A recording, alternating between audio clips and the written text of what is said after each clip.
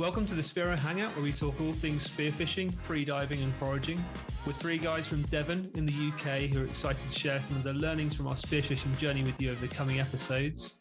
We bring in some special guests along the way to help spread some in-depth Spearo knowledge from some of the most experienced people in the scene. Hey lads. Yo, how we doing? Evening, boys. You guys all right? Yeah, good. Yeah, I'm feeling a bit cold, but I'm good. Yeah, it's still pretty cold out there at the moment. Before we started recording this, I've been laughing for about the last 3 hours because of Richard's hair. That's an exaggeration, but he looks like one of those action men that their head used to get their heads and their hair was like flocked on. And yeah, Richard looks like one of them. I've just gone grade 1, man, all over. I quite like it. When I say all over, I mean like all over. Does Hayley keep rubbing it? Yeah, she calls me a tennis ball. Yeah. It's weird. I'm sure like nearly all women, whenever I get my hair cut, it's like it's really short at the back. They just sit there just like stroking upwards against it. It's like I should stroke upwards on something else. You lads been out? You lads been out recently or no? Yeah, I've been out. I went for a dive with our mate Lawrence. We were desperately hoping for some flatfish. None arrived, but the viz was there. To be fair, we had like 4 or 5 meters, which is pretty cool. I got some mussels. Nice. That were just kind of floating around on the seabed. Hopefully that's okay. I mean, I wasn't sick, so you know, it turned out all right in the end. Were they really sandy or like really gritty? No, I mean, I kind of kept them in. I kind of washed them quite well before and kept them in the fridge for like a couple of days before eating them, and they do kind of purge themselves a little bit even when they're out of water. You get like this like sandy water like in the bottom of the bowl. Right. Delicious. Nice. Yeah, really, really, really good. And how'd you cook them? Garlic butter, wine? Yeah, I can't remember now. What did I do? So probably got some what do you call the little onions? You know what I mean. Shallots. Yeah, shallots. Yeah, chopped some shallots, bit of garlic, bit of olive oil, just let them soften down a little bit. Add in some stock, chicken stock, a few herbs. Nothing crazy, and then just a big dollop of butter at the end just to make it taste a little bit nicer. Oh, and about probably half of it was wine as well, just to give it a nice bit of flavour. Yes, honestly, it was delicious. Some of the best mussels I've had, even though I do say so myself. Mole mariniere. Yeah, beautiful. And then finished it off with some scallops, which was pretty darn tasty as well. Epic, man. Yeah, nice one. Well, I managed to get out this morning. Did you? Yeah. I woke up because I was saying to you last night about going out to a local spot just before sunrise. And so I woke up at 4:30. I was in the sea probably about 5 minutes later. I took my pole spear, and after about 10 minutes, these massive, they must have been 20-25 pound guppies came along, and I was like, oh, okay, that's a bit weird, but all right. And so anyway, I just watched them go by, and then next thing I know, there's like this 20-25 pound Japanese fighting fish with all their like massive fins at the back and stuff, and so I speared that, and then woke up at 7:30. So yeah, this morning I woke up and was like, nah, literally went straight back to sleep into a spearfishing dream, which is really sad, but at least they're the best type of dreams, man. So yeah, at least I bloody caught something, unlike real life. Yeah, right. Ben, so you had an interesting conversation with David Miller about something, didn't you? Yeah, I did. So I spotted a post on one of the UK, I think it's like a Facebook forum, and it was calling out an article about the use of snorkels, and specifically like the use of snorkels by like spearfishing champions, because it turns out that some of those will keep the snorkel in their mouth as they ascend. There's a specific maneuver called the global ascent maneuver. I hadn't heard of it either. I thought it was quite interesting. So I just said, hey, David, what do you think of this? And he said, look, there's some interesting things in there, but I think the moral of the story is it's still not safe. It isn't safe to keep the snorkel in your mouth. And there may be specific examples of where some people have, probably through luck more than anything, survived a blackout event with the snorkel in their mouth because it's allowed them to breathe. But there's probably more examples of people who haven't survived a blackout event because the snorkel has been in their mouth. So it was an interesting article. I think it probably is worthy of a read.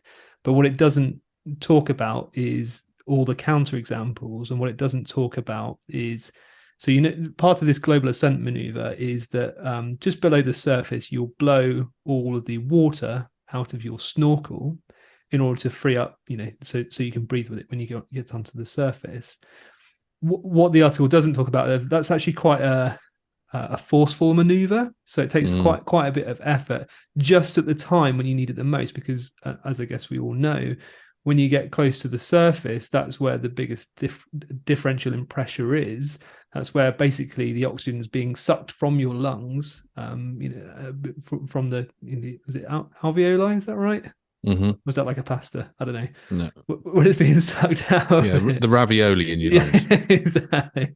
So when all the oxygen is being sucked out of there, that's when you need it the most. And obviously, if you're putting that pressure to get the water out of your snorkel, then that could lead to a higher chance of a blackout. So I think anybody reading that article just needs to be a little bit careful that the advice is still, if you talk to any free divers, to keep the snorkel out of your mouth on ascent.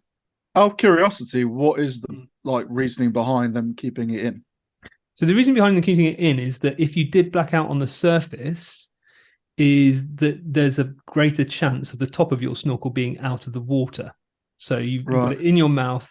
You might suck in a little bit of water, but then there'll be air afterwards. I mean, I'm not a doctor, and I don't think any of us are really qualified to talk about how true or untrue that is.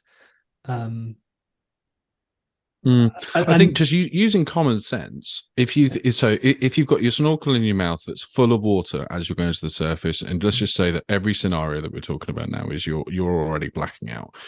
The only time that having the snorkel in your mouth would be of any good is if you by chance manage to black out, get to the surface, and you're on your front. That would be the only time that then possibly your body could, inhale a little bit of that water, but purge and then be able to breathe with your face down. Yep. But especially in freediving, because they've got the, safety guys, but in a lot of instances, if you've not, you blacked out to the surface, you've got your snorkel in your mouth and you land on your back, then you can only inhale water. Yeah. The same goes for if you've got no snorkel in. If you get to the surface and you're face down, you've got your snorkel out, then you're not going to be able to breathe. Exactly the same as snorkel in or whatever. But it's and look, it's a complicated subject, and none of us are qualified to even have an opinion. But I can tell you that the opinion of David, who I very much respect, and many people do respect, and the opinion of most freedivers that we've heard from, is to take the snorkel out when you dive down and keep it out until you've recovered. You've done your hook breaths and you have recovered. Yeah. So, I think in this day and age, there is no such thing as common sense anymore. I think it's just your opinion. And my opinion is it feels safer for me, so I think I'll just carry on taking it out. Yeah, absolutely. Me too. Yeah, man. Cool. Well, this week we got Matt Hunt on. I don't think he needs much of an introduction because he's been around the spearfishing scene quite a while, and everybody seems to know who he is. So we're looking forward to doing this one. It's going to be a good laugh, I reckon. Absolutely. Yeah, Matt is currently chairman of the Cornwall BSA club. Yeah. He is. Yeah. Chairman of the Cornwall and treasurer for the BSA. Yep. Nice. Perfect. Let's get him on. Hey, Matt. Thanks for coming on. Hey, guys. How's it going? You lot all right? Yeah, Matt. Yeah, good. Thank you. Hey, buddy. Good. It's been a long time since we're talking about getting you on and stuff, man. It's good to have you on. Everyone's giving us some interesting questions for the end for you. Yeah, that kind of took off a little bit, didn't it? It's quite funny. I'm looking forward to getting to that. So do you just want to like kick us off, man? Tell everyone like who you are, what you're all about, and how you started spearfishing, really? Yeah, so I'm Matt. I live in Cornwall at the moment. I've got to be spearfishing a few years at least, maybe like 5 or 6. I'm the admin of Southwest Spearfishing.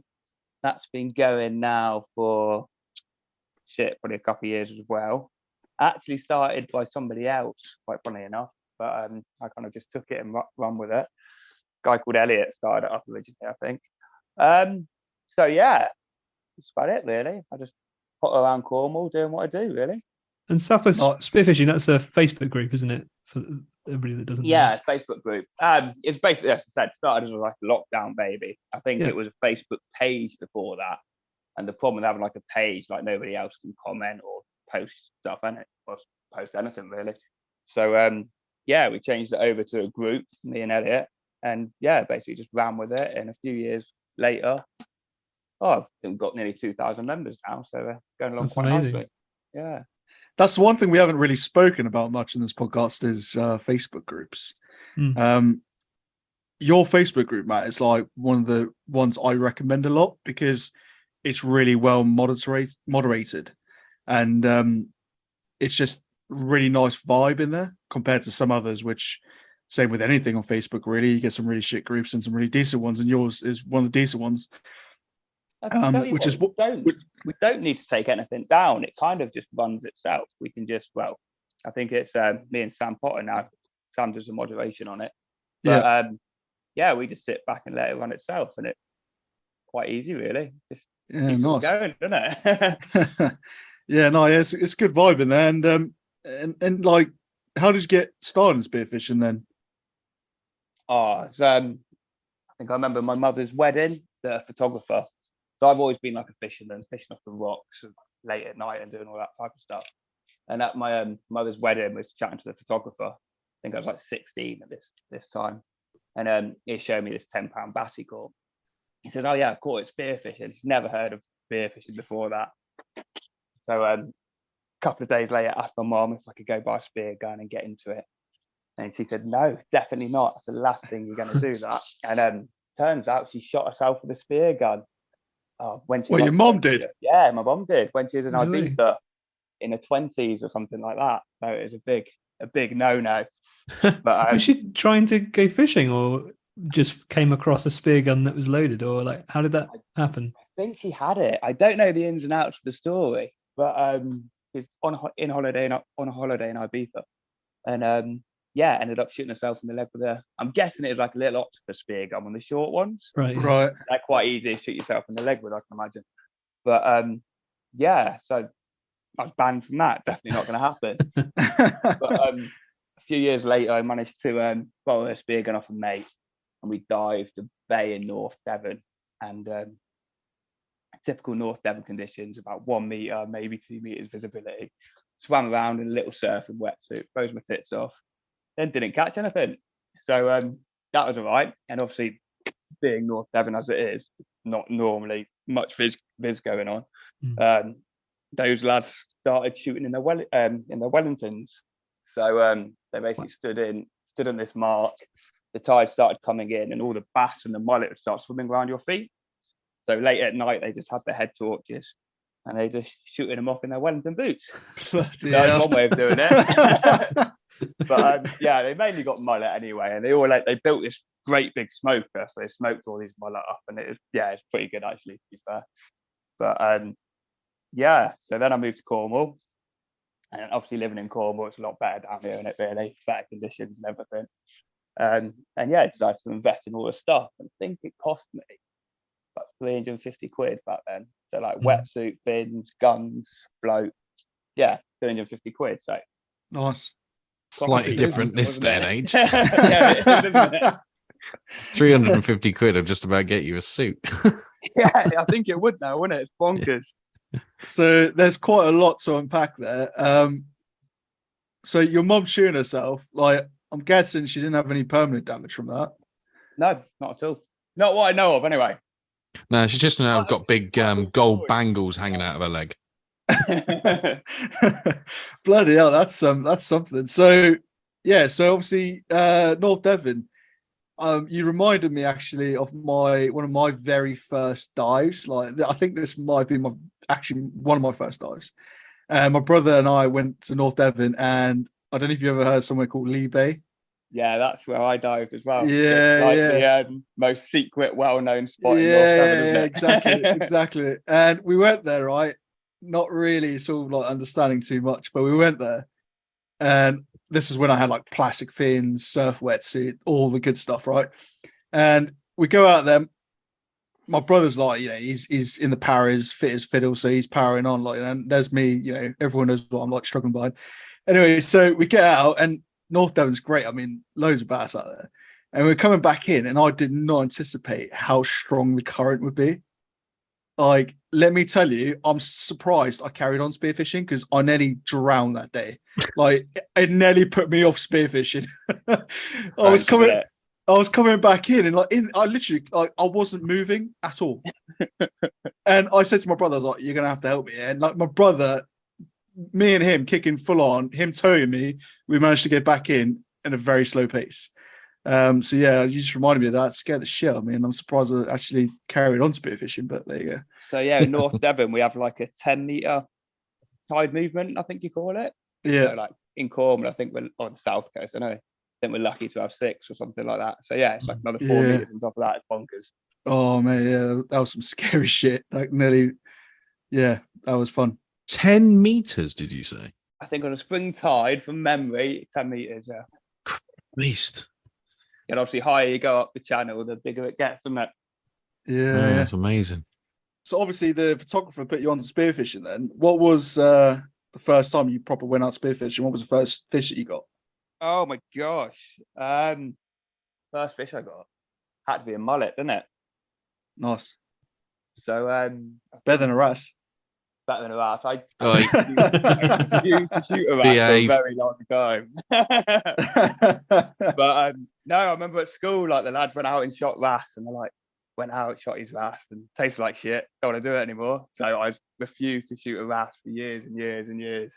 I think I've only tried eating wrasse once, and that was at one of the Cornwall club events actually, when Gordon cooked some up, made a ceviche out of some, didn't he? Nice. It was all right, actually. It was quite nice. I did like it, to be fair, after everything I've heard about it. Well, Anthony, you love it, do you? No, we're changing that this year. Now that I'll be at all the events and not necessarily diving, I'll be cooking up as much of the food as possible. And if there's any wrasse, we'll be definitely turning it into a ceviche. Is the BSA chairman allowed to dive the comps? Yeah. I can, but I've offered my safety boat. Right. Okay. I wasn't saying you can't. I was just curious as why you're not going to. No. I just, now that I've got the boat, I was saying a while back that I competed this year, and it was my first year spearfishing, and I've, as I said in the New Spearo podcast, fallen in love with spearfishing as a lifestyle and as a sport.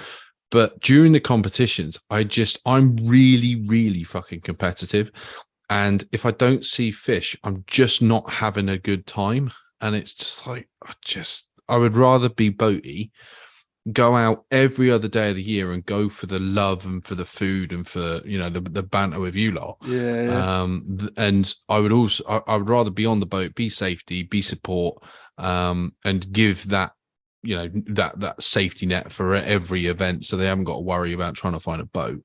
But also then be able to go, right, I could be making the ceviche for everybody while I'm sat on the boat doing safety. Safety chef. Fair enough. Yeah, cool. Oh, yeah. Sounds good. Are you going to compete this year, Matt? You got ambitions? I'm going to try a bit harder than I did the last few years. But Is that your excuse? That's mine. Yeah, that is. No, I was kind of buddying a bit this year, so that was quite fun. Yeah. But no, next year I'm just going to go out for it, really, I think. Yeah. Do you remember, Matt, at Meadfoot comp, those starfish? Yeah, that's it. So at the Meadfoot comp, I was showing you the starfish, wasn't I? Okay, look down here, there's loads of starfish. It was like the seabed was just covered in them, wasn't it? Yeah, there was literally in probably a 40-meter square patch, there was thousands of them. Yeah, amazing. We It was probably really shouldn't cool. mention about the scallops either. There are no scallops where we were. I don't know what you're on about. There's no scallops at Meadfoot. What? Where did you place last year, Matt? What position? I think it's something like 16th or 19th. I don't really keep much of an eye on it. Nice. But I didn't dive the Cornwall comp because Yeah. I was You're on the running shore really, making it all tick off. But Yeah. just as well I didn't dive it because there's Yeah. no anyway. Yeah, definitely. No, that's cool, man. So yeah, so you're taking it a bit more serious this year. So you're gonna be diving the Cornwall one this year? Yes, I will be. So this year, I don't think it's been revealed yet, but the Cornwall competition will be held at Talon Bay again at the end of September. So end of September is a big spring tide. So it should work absolutely perfectly. It should wash everybody out to sea. And then at the end of the day, hopefully wash them all back again. But if not, Ant's on the safety boat, isn't he? So it'd be his problem. That's it. Yeah. I'm gonna get lots of tow ropes and just be steaming everybody. It'll be just a surf at the end of it. Everybody will be jet skiing off the back of it. So that sounds great, Matt. Matt, can I ask for the listeners, like, how do you pick a suitable location for a competition? Basically, you want to look at all the ground. So on your Navtronic apps, you want to make sure there's lots of ground there. Yeah. For me, anyway, it depends on how you want to do it. If you want to make the competition a hard competition, that you might not want to have lots of ground. But if you want to hope there's lots of fish, you want lots of nice structure under the waves, obviously. Yeah. Ideally, have a car park that's not too far from the beach. Mm-hmm. Toilets would be good as well, and somewhere to get beer and food afterwards. Nice. That's it. Yeah, cool. Really easy to do, like to plan an event or plan competitions. There's not too much that goes into it, really. That's good. And I think you were saying the last competition in Cornwall, which was a little bit further down the coast, didn't go so well because the tides were kind of wrong, and that's what we're fixing this year. Is that right? The water was just it's cold. It's 2 degrees cold on one side of the bay than it was on the other side of the bay. Weird. Don't know why. I don't know that well, but well, there was a few things that happened that comp, wasn't there? So there was like, I mean, I didn't see him, but apparently someone said there was like some tuna running through. Then there was loads of seals there, and there was a bloody boat trawling between us. No, so what happened? So definitely tuna there, like a couple of days before they'd all seen. Yeah, a lot of the guys spearfished one side by Penzance Harbour, and there's loads there, but not on the other side. That boat what came through definitely wasn't trawling, right? Because he'd be fucking stupid to trawl over loads of rocks. Yeah. That's a load of bullshit. But he is actually checking up on people because he saw loads of people in the water quite far out, and he wanted to know what was going on. So he came over to check up on people to see if they were all right. Obviously, the safety boat we had a little bit of a malfunction with it. The fuses flew out, so we had to take some new fuses out to it. So we had about half an hour to an hour when we didn't have a safety boat on to go. So that boat literally just came over to check. He's one of the locals out of Penzance. He came to check everything's all right, really. Oh, so, bless him. That's nice. Yeah, good on him, really. We're not too bad down here, like. But, the only reason I say trawling because he had something in the water, like I don't know what it was, but there was there was rope going into the water because he came like between me and Tony. I think he was a commercial lure fisherman, so he had like lures on the end of his lines, from what I believe. But you were next to him, you might be able to pick up on that a bit. Maybe he's long lining. Like, something was definitely in the water. I don't know, but anyway, it's all good. That was a really cool comp actually that you organised. It's it was really decent. I liked it. Apart from the lack of fucking fish. Yeah, well, you could have at least done their job with that. But Kev did all right though, didn't he? A couple of them had some really good catches. Yeah, well, mate, me and Ben have actually followed Kev before, and that didn't go too well, so we sort of given up on that strategy. Kev did all right out of it, didn't he? He was obviously we were obviously in the right location. We just didn't see any of the fish. Well, I say we followed him actually. I think he followed us. He followed us. Yeah. That sounds about right, doesn't it? Yeah, no, he actually did. That's the funny part. we turned around and we're like, why is he following us? But yeah, no, that's really cool, man. So there was one thing that I thought to myself actually this week that we should probably bring up with you, Matt, and with you guys as well, Anthony and Ben, because you're both taking newbies out as well. But you get asked a hell of a lot from what I see, obviously because you run the page Southwest Spearfishing, to like take newbies out and just people that come down Cornwall in general, really. And one thing I thought actually that we haven't properly discussed on this podcast yet is like the etiquette around asking someone to go diving with them, and really what's the best approach to that. Because let's face it, we've seen some very odd people, tell me all your spots. Why don't you tell me all your spots? Can I come spearfishing with you? Come on the boat spearfishing and then just act like complete plonkers. All kinds of characters out there. Are you talking about yourself again? Yeah. Like what, if someone's new to the sport and they're thinking, right, I need to try and make buddies or meet people and go spearfishing, what's the best approach? I think you can see like the passion. Some people are like a little bit lazy and they want to be told where the fish are and told how to get them easily. Whereas you can pick up like a few lads and they just love it, don't they? They like want to go out catch fish and they inviting you out, going to go here. They just go out by themselves, go to ship places, places, whatever. And you can kind of pick out those people quite quickly if they've got like the heart for it. And then you don't mind telling them a bit more. But the other aspect is you've got to kind of know how good they are as a swimmer, a diver, whatever. So you don't want to say, I'll go to this spot. Currents are fucking mad, have fun. Or if they're quite new to it, you probably want to go, I'll just go to this little bay. You might find a flounder, but you're not going to get pushed out to sea and hopefully picked up by the boats. But you do get asked lots of silly questions occasionally, to be honest. I like the one what kind of gets to me is when people ask what the viz is. I get so many private messages saying, oh, what's the viz? And it's very easy to go on Instagram, type in Falmouth, type in Penzance, wherever you want to look, and you can literally just see pictures of what people have posted exactly of the beaches, or look at the webcams and you can see what the viz is, and you don't need to like. You actually gave me a top secret bit of info last year that I don't know if you shared it or not. I don't know if we're allowed to. We'll cut this bit out if we're not, or bleep it out if we're not allowed to. But the old Snapchat that you go on Snapchat and you have a look on Snapchat at like what pics people have put on those locations. So that's like the fucking teenage way, isn't it? You can go on Snapchat, zoom out, see the map, and you can click on the what it's like there, and you just see everybody's video going across. Are we allowed to share this? Are we allowed to share this? Yeah, definitely. That's a good one. Mate, I literally used that last year and it worked so bloody well because obviously all the tourists are down like, the areas that you want to go spearfishing. And I just went on there, looked on the map. That's where I want to go. Looked at like the day before, that day, whatever. Yeah. And it shows like you can see pictures of the sea because they're all taking pictures of the sea and the sunset and everything else. And job's good. Hang on, I need to know about this. So basically, you can see anybody on there, presumably ones that have set their profile to be public, on a map. Yep. Yeah. And you can look at their pictures. Yep. Oh. It doesn't work so well in the winter when everybody's inside, but in the summer, yeah. Great. Yeah. Oh, mate, in the summer, it's absolutely great tool for finding this. That's a great tip. Really, really good. Yeah. Yeah. Matt's the one that put me onto that last year, and I used it a hell of a lot last year. Yeah, it's good. It's gold, isn't it? You know that one spot, Ben, that me and you go to a lot, like we'll start going to a lot last year. The Brill spot? Or... No. The mullet spot. The good mullet spot. Anyway, with all the kelp and stuff. Oh yeah. And anyway, there's no webcams really, decent webcams around there. So I started using the Snapchat trick on that location, and there's loads of tourists that go there.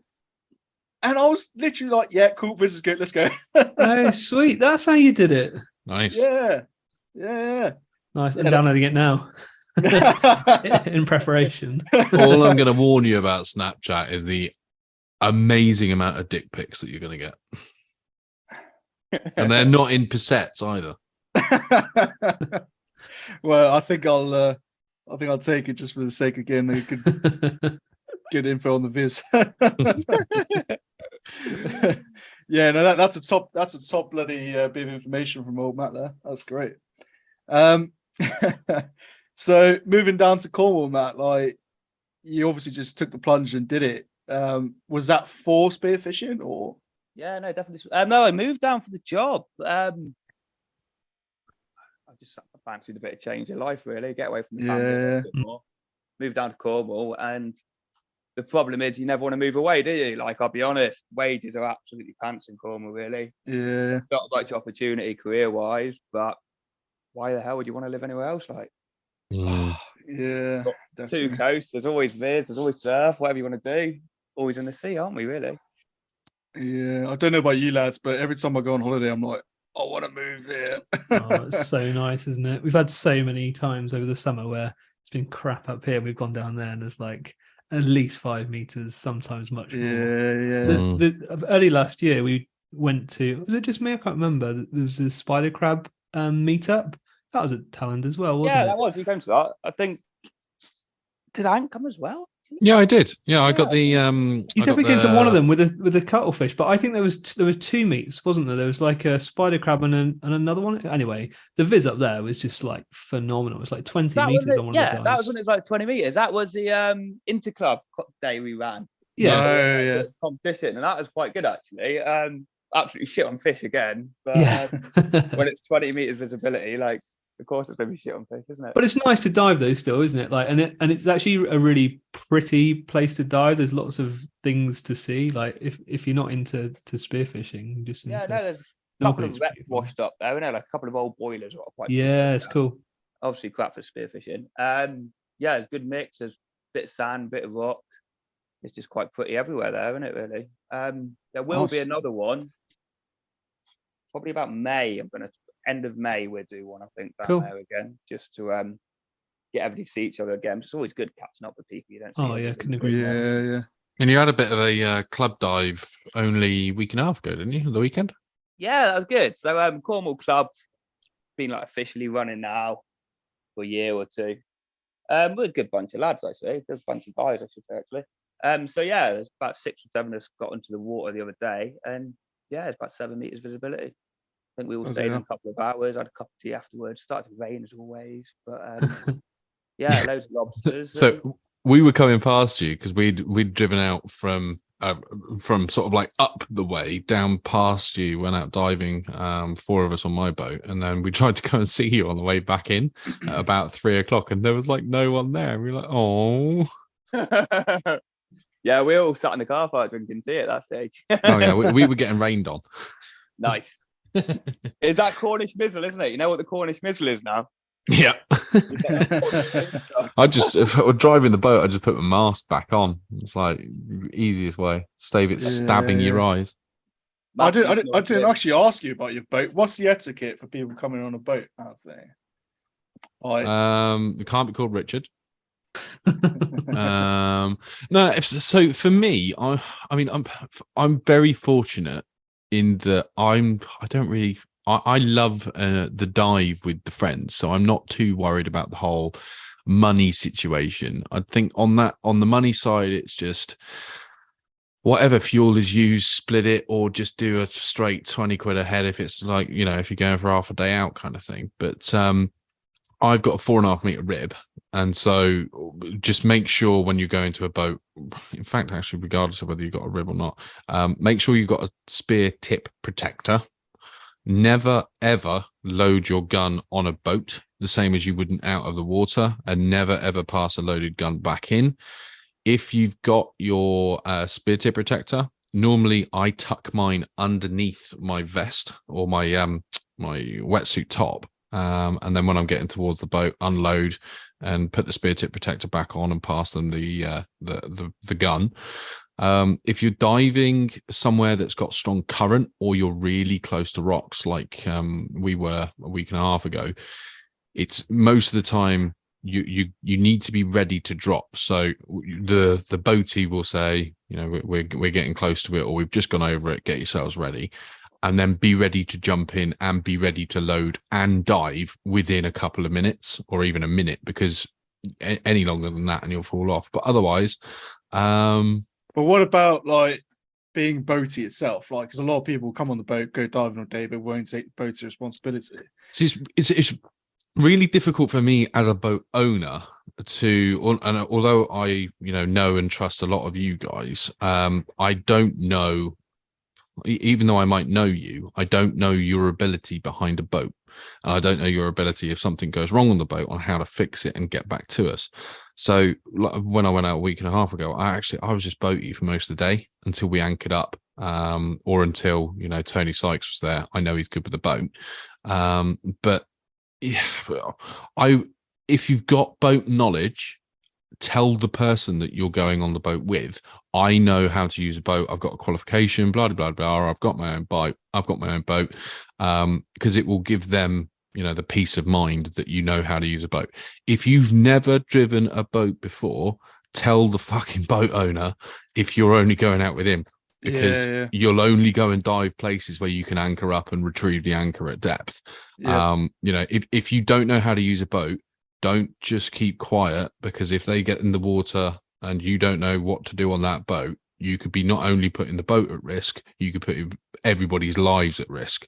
Also, etiquette. That's the quickest way not to be invited back, right? Exactly. And it's just things like if a lot of boaties will turn around and say, look, it's 30 quid a head, which isn't a large amount of money considering the cost to actually own and set up a boat, the time to prep it before and after. If anything goes wrong, you're obviously not going to be, footing the bill. It's going to be the boat owner. So really, the ESC was trying to have a vote the other day. It was just the wording that I disliked about it, but it's gone through that there is a gesture of goodwill towards the boat owner, towards the fuel of 30 quid per head per dive. And just don't be flaky about the money. Just pay what you owe. And if how did you learn to drive a boat? You just saying about people not knowing how, but I don't know how you should I trust you? You should. Very good question. So I've been brought up in the south of France with boats. I very, very nearly became a skipper down in Beaulieu in the south of France. I've been around boats pretty much my entire life.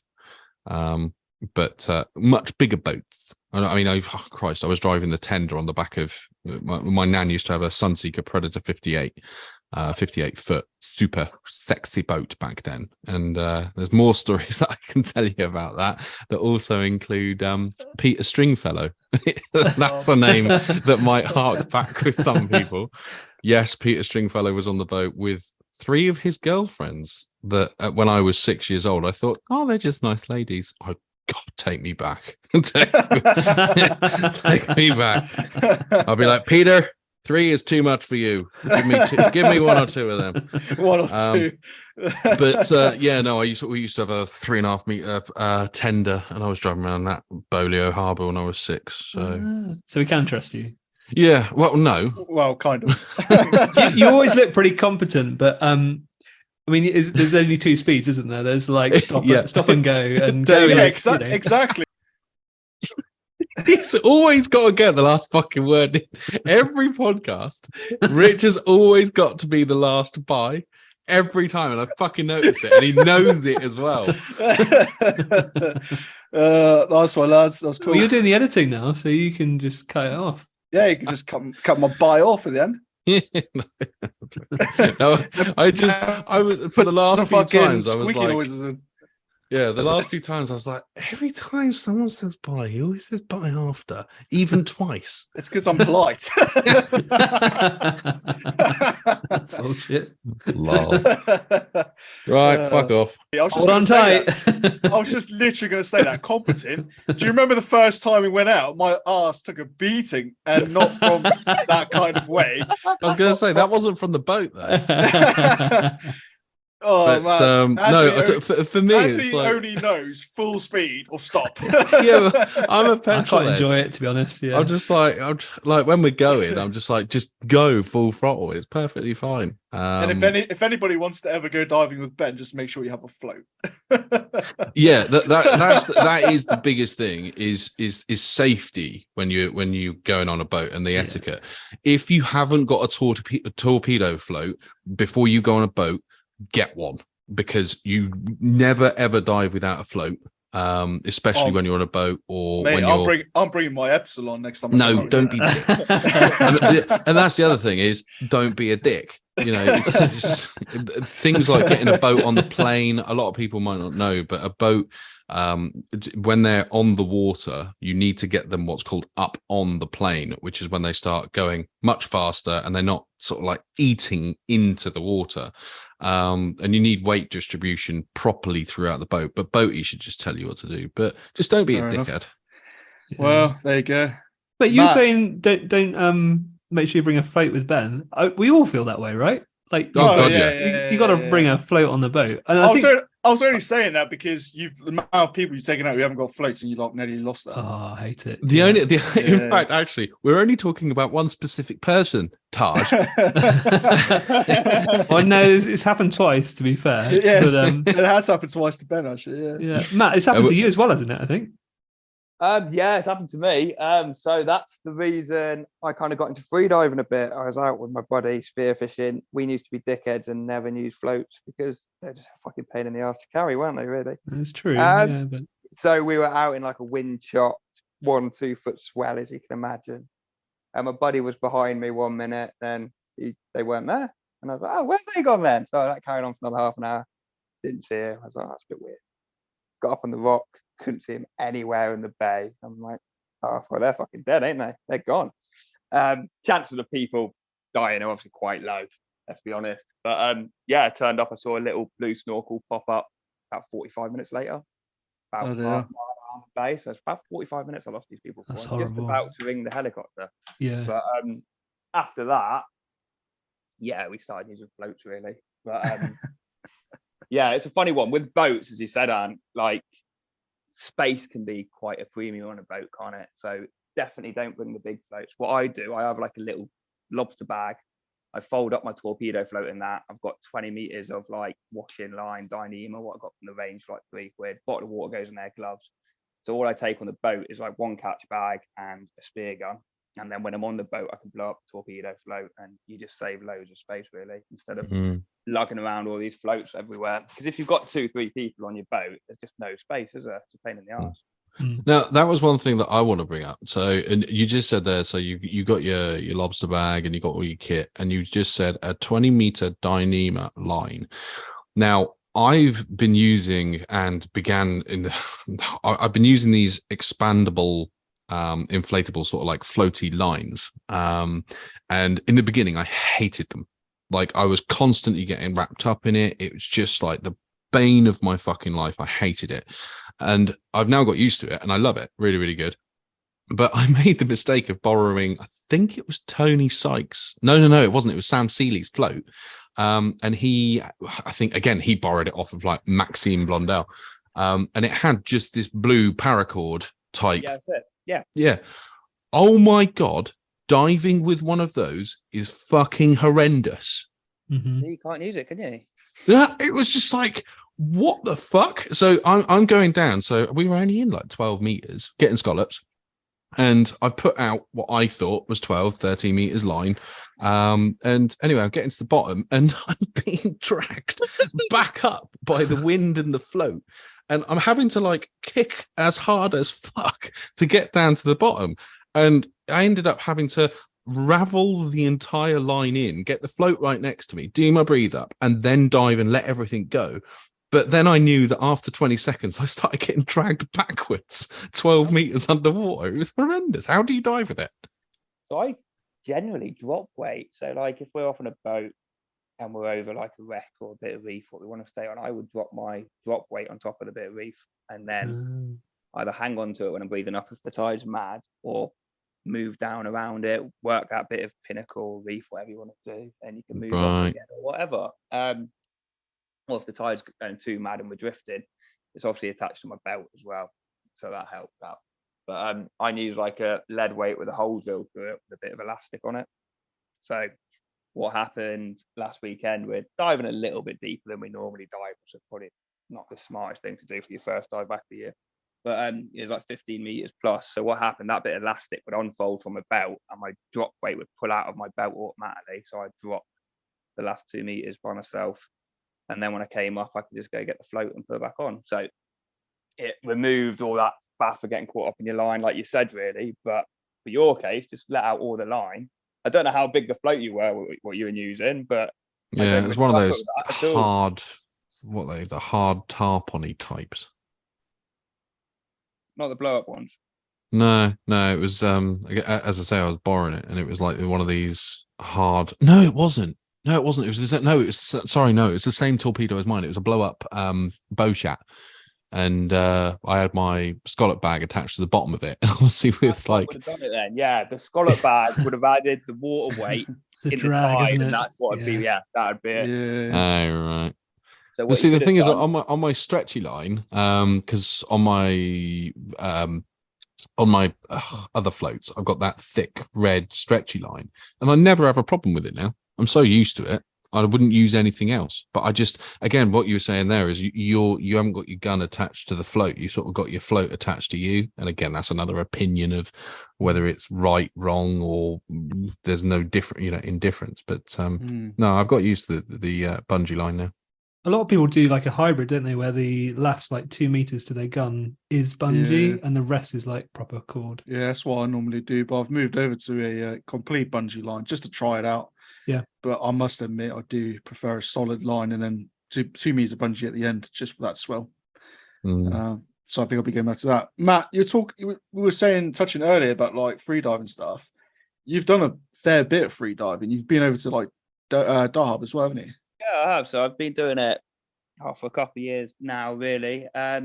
Started off doing it with Freedive UK and UK, well, quite a good little company to be fair. Then I went out training in Dahab we're basically coached by a guy called Dave who runs Emerald Freediving out there, and did a bit with Dahab. Nice. He worked with Dahab Freedivers at the time actually.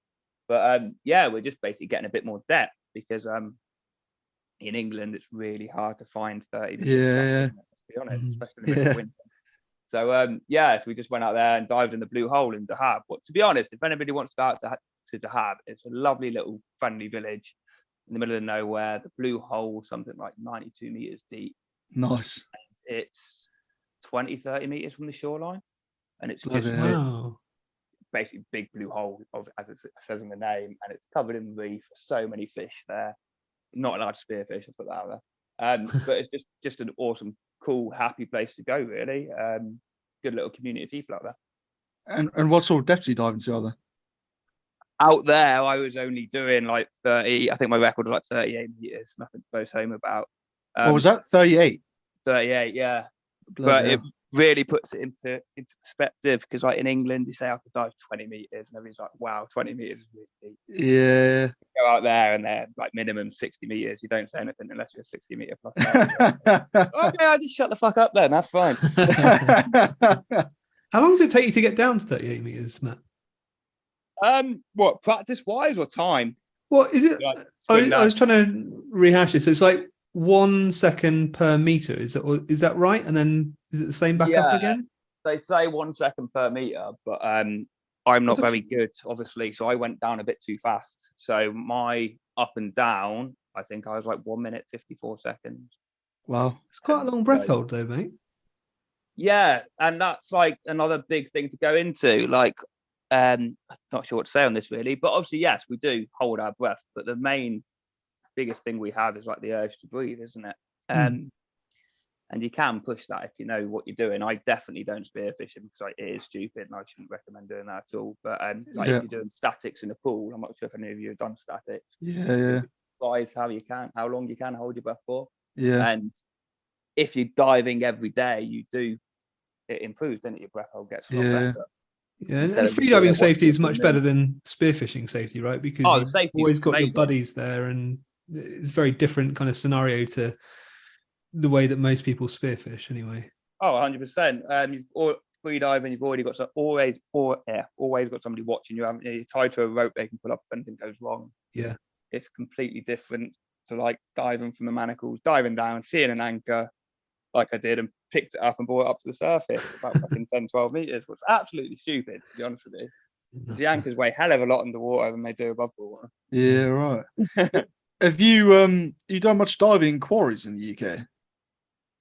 I've gone to Bobster. That's about it. You have been to Bobster, have you? Yeah, I've just been to Bobster, and Bobster's quite a cool little place, but it's just a bastard to get to from Cornwall. Yeah. I believe there may be one around Bodmin next year, but we will see, and that's just to do courses with. So cool. Right. Do you know when at all? I know Freedive UK are looking at the contract with it, so that could be quite exciting. Bit of news nice. But I'm a huge advocate for diving quarries, like just to get your diving fitness up, because Obviously, it's all changed a bit now, as we've said before. But I've been diving in a quarry before, my brother, and it's a massive help. Like just breaking those barriers first in a controlled environment, and then pushing your limits at sea, where it's like you got all the other elements. I wouldn't say pushing your limits, but definitely getting in the quarry, getting used to it. They're like the nice flat water, you can breathe up nice and easily. Yeah. And you can like, I can dive 10 meters and that feels quite comfortable. So Yeah. when you do it in the sea, you can be like, oh yeah, I've done this before. You're obviously trying to stay still on the surface, and the swell's going down your snorkel, you're coughing your guts up. But in the back of the head, you know you can do it, really. Yeah. Oh, I love it. Yeah, it's cool, man. So yeah, it's obviously quite a big scene. You see loads of people putting stuff up from Dahab where they go diving, obviously because of the blue hole.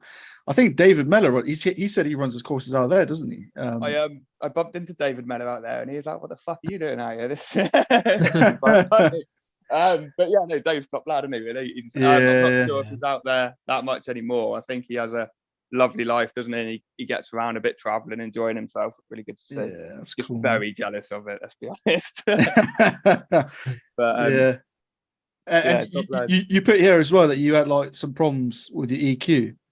Oh yeah, when you were out there, or was that when you first started spearfishing? No, so EQ. Obviously being self-taught, I was just doing the wrong technique. Right. So I think it's very well known from like my beginning spearfishing on my videos online. I couldn't get out the bloody stringweed. I was diving like 2-3 meters. I was taught you need to swallow underwater to EQ, and that doesn't work. If anybody wants to know, it's really hard to swallow underwater, especially when you're upside down. So yeah, I crap with YouTube as well. I don't watch much YouTube, so that's another good way of learning how to equalize correctly. Yeah. But yeah, no, it took me like a couple of seasons to pick it up, and then when I did the course, I was like, oh shit, you do it this way, do you? And yeah, so that got me down deep enough anyway after I did the course, and then like a year after that, you keep learning kind of how to make it better. And Dave Mellor helped me out a bit as well. Yeah. So I can now say I can frenzel correctly, so that's quite nice. Nice. Yeah, awesome. And can you so you can obviously equalize without your hands? No, fuck that. No, you can't. No? I'd love to hand free equalize, but I am not. Yeah, I was literally about to say, for any of the listeners, if you've got any information on how to hands free equalize, or how, you know, like an insider knowledge, please message us. Oh mate, David Mellor's the one, isn't he? He'd teach you how to do it. I can do it a little bit actually. Can you? Yeah, but it's not very effective like at depth. I think you can learn to get deeper and deeper, but I can do it when going up or down hills, like in the car and stuff. I don't need my hands to equalize. Yeah. You know, going up, say, Telegraph Hill, which is a local hill in Exeter. But in the water, it's just like no. I've tried it a couple of times. It's just like not happening. Yeah, I think it's definitely a lot harder than doing it properly. I think if you put the practice in, you get it in the end. But like, I can't be asked to put a month's worth of practice in to learn how to do it. I think Max can do it, so from what I've heard. But there's some great videos online. Look at is it Adam Stern's channel? Adam Stern stuff's really good. Yeah, spot on. So yeah, if you want to learn how to do it, I mean, one of the best freedivers in the world. I just can't deal with his voice. Like, I've tried watching a few of his videos, and he's got a lot of knowledge and bloody talented freediver, but his voice. It's just enthusiastic. I love it. Yeah, I love it, man. What's going on? Oh, I'm just like, nope, skip. Just I bet the Australians think that about you, mate, to be fair. This is probably true. It's not just the Australians either. Well, mate, while we're on this point, I actually got a bit of slack this week from a couple of listeners in Norway, because I was giving you shit. I was giving you shit in the last episode, and they were telling me off for not giving you so much shit. Oh, what they were? Hang on, sorry. You said they were giving you slack or flack? Flack, sorry. Yes. Right. So they were giving you flack for being horrible to me. Yeah. Oh, Norway. Yeah, you got a couple of admirers over there, buddy. Oh, I love you, Norway. I do still love you. I never didn't love you. I'll be over soon. Don't worry. Then you can keep me. You're welcome to. So what was your best dives in 2022, Matt? What was the ones that stood out to you? I didn't think I had like too many massive fish, if I'm honest with you. As you both know, or you all know, we did the start point competition, didn't we? Yeah. So it was about hunting like new species. and Yeah, that's yeah. quite fun. But I do really love hunting bass in the kelp. That's like my new thing. As Ant said earlier, like I've got no patience. Like I can't sit still for 5 minutes. Like trying to do a breath hold and staying still in the bottom of the sea. If anyone could actually watch us right now, like I don't think Matt's actually kept still this entire time. your videos that you put up, like you're always literally moving around, just Always like, hunting stealthily. Yeah, I find looking for the fish a lot more fun than waiting for the fish to come to me. Probably the worst advice ever, but no, it's good. I love it. Just swimming over the kelp, peering down, and trying to catch them napping. Really. So winner. So is that what you want to do a bit more of in 2023? Have you got any aims or goals? I think so. I want to try get another monkfish, to be honest. But oh yeah, that monkfish was great. Oh mate, that thing was a huge. Was it like 17 pound or something ridiculous? I think it's 17 kilo, but I'm not. 17 kilos. I know. I remember. It's nearly as big as my pollock.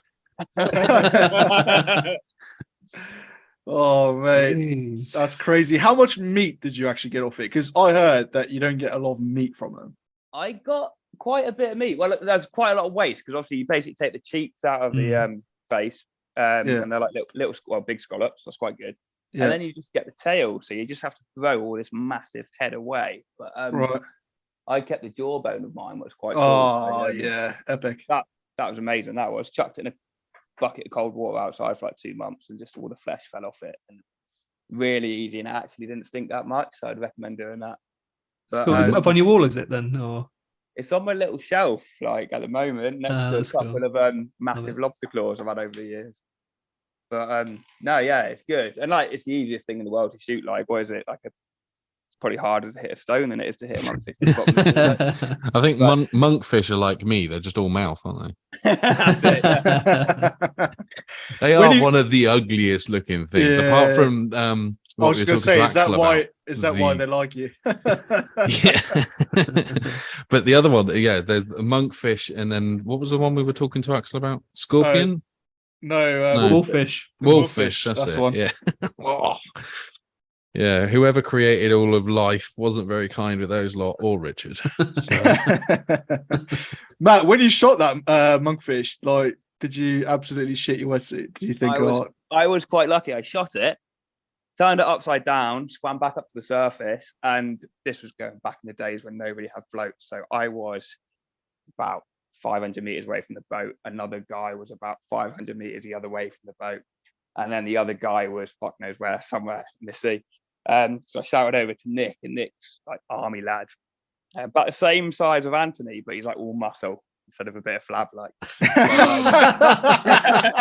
Yes. But swam to the boat anyway. Swam to the I've literally just ordered a rowing machine as well. Thank God for that. Yeah, I feel myself becoming too much like Richard. Sorry, carry on. I got lucky because I'm like built like a stick. You probably know I'm skinny as fuck. But swam to the boat with this thing turned upside down. It just didn't move. It's completely still. So passed it to Nick. I jumped in the boat. Nick turned it the right way up, and he had one hand on the tail, one hand in the gill, and it went fucking ballistic at him. And he really struggled to hold on to it. So like, if it was me, I'd have been fucked. But chucked up on the boat, and we sorted it out. So it was amazing, actually. That was awesome. What did it taste like? Really good.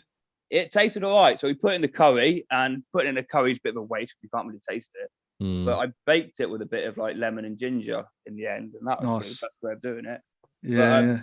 We were going to go to this mark, and the fucking boat engine was a bit dodgy. So we're like, we won't go to that mark. We'll go here instead. So motored out to this mark anyway, shot this monkfish, and then the engine didn't start. So we ended up rowing back in. So for everybody out there, it wasn't actually that far off the shore. You probably could have shore dived this mark. Oh wow. It's quite close. So yeah, we got lucky, to be honest, because if we were out at sea, we'd have been absolutely fucked. So that boat was sold, and we bought a new one anyway. So right. So you trying to find another one then? I would love to, yeah. So I could do with a boat though, Ant, if you want to come down, mate. We could go on your little rib. Sorry, I'm Tony Sykes's boat bitch now. Even though Tony's got a boat. But yeah, no. You're welcome to use mine whenever I come down that way.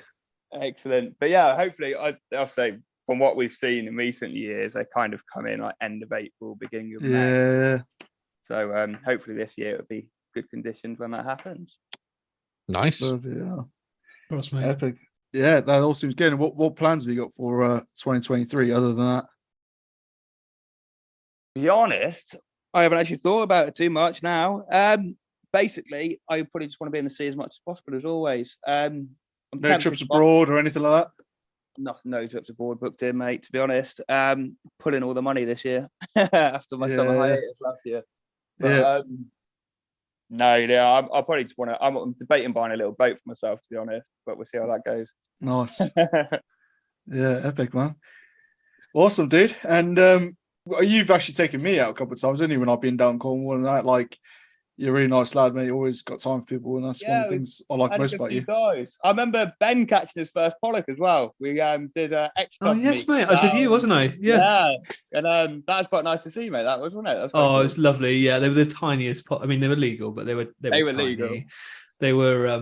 They're harder to shoot, though, aren't they? The little ones. Oh, that's sorry. I mean, they weren't that hard to shoot, to be fair. Like knowing what I know now, but yeah, I came back with 2 pollock. That was my first successful mission. Yeah, I was well excited, wasn't I? You could probably see. Yeah, absolutely chuffed. Yeah. I loved it. Everybody else was like, "What the fuck? Come on!" Like that. We never caught anything. So I don't know what it's about. You put the boat. Well, yeah, maybe. Hey, man, that's what it's all about. It's all about seeing people go through that same experience as you and like reminding yourself about it. You know, it's almost better than catching a big fish yourself.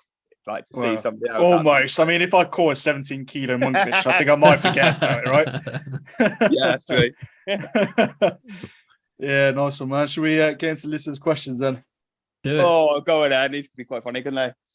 Yeah, well, there's a few interesting ones. And you want to take the first one? And then Ben? So tell the listeners the story of your monkfish, maybe the prep too. I think we've gone through that. Haven't we, really? Yeah. You talked about your prep as well. Maybe jump on to the next one up. Yeah. So apparently Matt likes walking around Dahab with his pisset flopping around. Oh, that's quite funny, that was. So they don't really use, obviously it's 22-degree water. Why the hell would you have a pisset? You don't need it. And my pisset was quite standy outy, shall we say. So yeah, you have to walk past a busy street, but they haven't even heard of a pisset out there. It's just not a thing. So everybody kept pointing at the pisset and asking what it was. So you're walking down the street. You don't have to have it out, Matt. You can put it away. Oh no, you have to have it out. It seems like the Cornwall lads all love to keep them out, don't they? You got remember Matt Newman. Matt Newman just wears it loud and proud. he cut a hole in his top to make sure it could stand up, didn't he? Yeah. Tell you what, if you're ever walking down a beach with a pisset, the only people that stop you is the elderly females. They will always come up and start a conversation with you. Everybody else will keep a distance from you, but like the 50, 60-year-old ladies are right over to you having a conversation. That's probably why Matt loves it. Yeah. Nice. Ben, do you want to say this one, mate? Yeah, sure. A reminder, I don't think it's really a question, but you still owe John Duncan a mark. See, me and John have been diving for bloody years. We used to do like Southwest spearfishing weekends. We used to do like one a year, and I think he came to the first one about a fucking long time ago. Anyway, and he showed me this spot, and then I took loads of other people down there and got caught taking people. It's a big no now. Oh, no. But to be fair to him, I have shown him some other spots as well where he has shot bigger fish than me. I'm surprised he still talks to you, mate. So the next one is, can you share your top secret spots, pretty please? I could tell Tony's, can I? I could share Tony's, can I? Yeah, right. Yeah, we'll call some turf wars going on there. That's a bit of a topic actually lately on that group, isn't it? Like making sure that you willingly give away your spots. A funny one, can it? I used to always like catch a fish, drive to your mate's mark, and take a picture with it at your mate's mark. Yeah. But what I have done. Sorry, carry on, mate. No, I was going to say, I noticed that you Cornwall lads do that. Drive to a different mark and then take a picture with it. Yeah, I've seen Tony do it, and it wasn't just he did it like in a really like subtle way. I know he won't mind me saying, but they obviously drove to some kind of like shop that everybody would know, like if you're a Cornish lad or lass, and they've taken like a picture of just the corner of this shop, but it was like miles away from where they'd actually caught this fish. I thought it was quite funny. Yeah. I stop on a garage on the A30, so like you see this fish picture, Yeah. and there's behind you can see a signpost of a garage. So I can imagine everybody sat at home googling this garage, and it's like in fucking Bodmin in the middle of nowhere. It's great. Nice. Cheers for coming on, Matt. Really appreciate it, mate. And No worries, mate. It's been good. Thank you very much for having me. About time, mate. yeah, yeah, you're an absolute legend, man. And obviously, if anyone wants to reach out or whatever, just shoot your socials out there, man. Yeah, definitely drop me a direct message. I'll happily talk to anybody as always. Like, give you a bit of advice. Don't mind that. What's your Instagram and stuff? Southwest Spearfishing. It's all Southwest Spearfishing to keep it nice and easy. Nice. Nice. And then I've got one last question, only because we used to do sort of like quick fire questions from us. But what one piece of gear couldn't you live without? Drop weight. Drop weight. Absolutely Oh, love okay. my drop weight. It frees me up. I obviously have reels on my guns. Not like you really need reels on your guns for half the depths I dive, like shallow stuff. But yeah, put my drop weight down. I'm not sure how many of you guys swim through loads of stringweed, but that can be like, you're quite new to it. It can be really good fun going through stringweed, and you just get tangled to fuck. But if you have the drop weight on your arse crack, like you can swim through all that stringweed, and you won't get caught in it, and it just makes everything so much easier, so much more relaxing for everybody. And then if you want to take off your belt, obviously, and drop it down, you just got all that freedom to cruise that area, not be towing that bloody big bag of scallops like you do, Ant, really. I Epic, think man. from the amount of people that I've heard about drop weights, I'm definitely going to try one this year.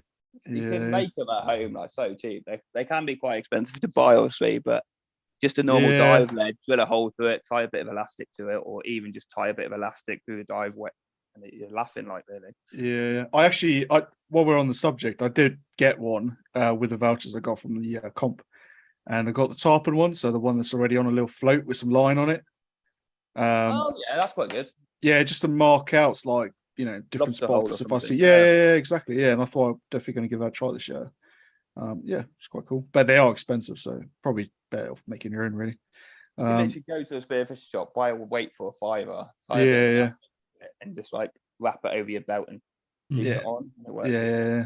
I was going to say I've got a load of other like kilo weights, and is a kilo enough for a drop weight? 100%. If anything, it's too much. Really? I think the one I've got is like 600 grams, but anything from a kilo depends what you're doing. If you're in a tidal river gathering scallops, you could do like a 2 kilo one. But if you it depends on the depths you're diving. I'm like a bit of a posh boy. I like adjusting my weights to like the depth I'm diving, so I'm neutral at every depth really. So on my belt, I can take off loads of drop weights. I'm perfect at that. But if you're only diving, or if you are diving 4 or 5 meters, and you take that 1 kilo off your belt, that could be quite a lot, really, if like in your buoyancy terms. Yeah. So like a little half a kilo one, you're not making that much difference, really, if you're diving that sort of depth. Yeah, nice. Awesome. Man. Thanks for coming on, man. No worries at all. Thanks, good to see you all. Have a lovely evening. Dude. And you, mate. We'll catch up with you soon. Go for a dive. Lovely job. All right. See you later. Catch you later, mate. Bye. Bye. Yeah, that was awesome, man. Matt's such a nice guy. Yeah, top guy. Yeah, really good. Bless him. I forgot he was the guy that saw me catch my first fish. Must have looked like such an idiot. That's really nice. He was genuinely, yeah, he did, because he was so excited for me, and I was really excited for myself. Yeah. And it was the smallest fish. Well, like I say, legal, but 30 whatever centimeters. 31 centimeters. The minnow. Yeah, no, that's awesome, man. Yeah, he's a very nice guy. And Matt, like I said before, Matt took me out a couple of times when I've, been going down to Cornwall and talking about, and this is why I brought up etiquette, because I don't think I'd ever met Matt at this stage. I think I've talked to him through like social media and stuff. And I was going down and I said to him, I'm coming down for holiday. And this is like going on a few years ago now. and him and Tony took me out on Tony's boat, and that was the first time I'd ever met Tony. And like, it's just approaching these things the right way is the best way to go with it. Really, don't be a dick about it. And yeah, as I say, Matt took me out a couple of times, and he's an absolute legend. Really nice guy. And yeah. I think the this year for Cornwall is going to be great with Matt on the head of it again. And no, I think he's got a load of good ideas, and obviously he's treasurer for the BSA as well, so he's going to spunk all the money. That's why he'll have 6 months off next year, because he'll just blow all the BSA's money. Yeah. We should maybe get a second signatory. But no, it's really good. He's lots of information and knowledgeable cool. bloke. Also, you lads getting out soon or what? Bloody hope so. Yeah, I hope so. It's been quite good, hasn't it? This weekend? It's been borderline, hasn't it? And I think it probably might be okay this weekend. Hoping Saturday, if anybody's around. I was hoping you weren't going to say Saturday. Always busy. So I can do. I'm. And then you complain that I never ask you. Yeah, you right. never ask me. We always fucking ask you. I'm booked for Saturday until probably lunchtime, so that's because of the bloody times. It's going to rule that out. But if we do Sunday, I will get the boat out. Oh, tempted. I'll have a look. Tempted. No, you're not invited, Rich. I think it's blown up on Sunday, which is why I said Saturday. Oh, what weather? Oh. Well, if not, then Saturday afternoon into the evening, I can do. Yeah, cool, man. Let's try and make it work out. Yeah, that'd be good. It's been ages since we've all been out together. So, who else have we got coming on in the not too distant future? Anyone? So, yeah, we got Jack Ayres coming on. He's a Paralympian canoeist. Oh, nice. Yeah, and he's. Well, actually, he's many things. To be fair, he's Mr. Was Mr. England, personal coach. He's an Olympian, and God knows how many other things amongst a Spiro. So cool. we're gonna get him on and talk about all things fitness related in spearfishing, and obviously other shit because we always digress, don't we? And how much of a sense of humor has he got? Mate, he seems like a legend. So I'm only just trying to make sure that I need to filter what I say, and limit my roasting is all. Yeah, well, everyone knows what you like, so I wouldn't worry too much. Yeah, exactly. That's fine as long as he doesn't need a hand. By this stage, everybody who can be offended is offended. So what more can you do? Yeah, we've probably weeded people out at episode 25. Yeah, I reckon by now, whoever does not want to listen to us is not listening to us anymore. I've got a really, really good bit of news, actually, as well, and some cool stats. So last time we looked at it, we were like, what was it, 42 countries? Yeah. We're now over 60. That's awesome. Nice. Yeah, and I don't know who the fuck is listening to us in Iraq, but someone from Iraq listened to us. Nice. Or some people, I don't know how many, but yeah, someone in Iraq. I thought Iraq was a landlocked country. Am I wrong? I haven't actually looked. They might have ponds. Fake ponds. They've imported the water. But mate, it's crazy. Someone in Iraq. I don't know. Anyway, it just blows my mind. Does that mean that I'm banned from 60 countries now? No, Norway apparently think you're right, so they'll let me back. Oh, amazing. Anyway, nice one, lads. And Iraq is not actually landlocked, by the way. You're just making shit up. It's got the Persian Gulf on one side, so there you go. You learn something every day. Yeah, cool. Nice one, lads. Catch you next week. Look forward to it. Have a good week, boys. Catch you later.